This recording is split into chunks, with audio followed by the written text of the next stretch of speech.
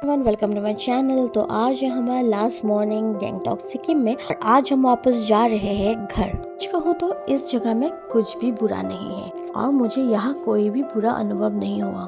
मुझे ये जगह हर तरह से पसंद है। ये जगह, यहाँ का खाना और सबसे इम्पोर्टेंट यहाँ के लोग मुझे बहुत पसंद आया है।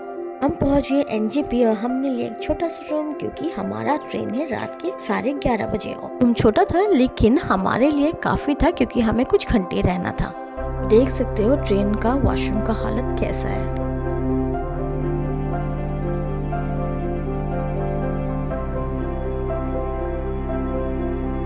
What I am taking from this trip is a number of sweet memories of this place and countless special moments spent together with my parents.